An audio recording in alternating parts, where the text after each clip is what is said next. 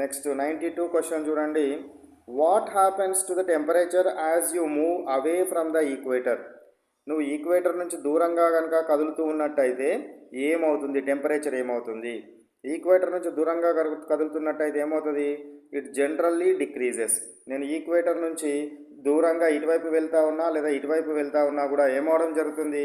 నాకు టెంపరేచర్ అనేది ఏమవుతుంది? టెంపరేచర్ అనేది తగ్గుతుంది. అందుకే పోలార్ రీజియన్స్ దగ్గర, పోల్స్ దగ్గర తక్కువ టెంపరేచర్ ఉంటుంది. అందుకే అక్కడ పోల్స్ దగ్గర మొత్తం వాటర్ అంతా ఏ ఫామ్లో ఉంటుంది?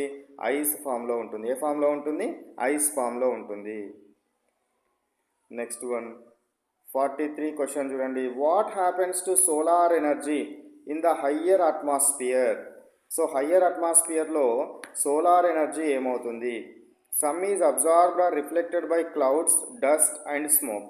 సో పైన మనకు ఎర్త్ సర్ఫేస్కి రాకంటే ముందు ఈ అట్మాస్ఫియర్లో ఉన్న డస్ట్ కానీ, స్మోక్ గ్యాసెస్ కానీ, అదేవిధంగా క్లౌడ్స్ కానీ ఉన్నట్టయితే ఇవి కొంచెము సన్ రేస్ని అబ్జార్బ్ చేసుకుంటాయి. సన్ రేస్ని అబ్జార్బ్ చేసుకోవడం జరుగుతుంది అనేది గుర్తుంచుకోవాలి. Next one, what is meant by continental climate? Continental climate అంటే ఏంటి? Climate of areas far from sea showing greater variation of temperature, hot summers and cold winters. ఏవైతే సముద్రం నుంచి దూరంగా ఉన్నాయో, సముద్రం నుంచి దూరంగా ఉన్న ప్రాంతాలు ఎక్కువగా ఉన్నాయో, సముద్రం నుంచి దూరంగా ఉన్న ప్రాంతాలు ఏవైతే ఉన్నాయో అవి సమ్మర్లో చాలా ఎక్కువ వేడెక్కుతాయి, వింటర్లో చాలా ఎక్కువ చల్లబడతాయి. సమ్మర్లో బాగా వేడెక్కుతాయి, వింటర్లో బాగా చల్లబడతాయి. అట్లాంటి క్లైమేట్ని ఏమంటారంటే కాంటినెంటల్ క్లైమేట్ అంటారు. Continental climate.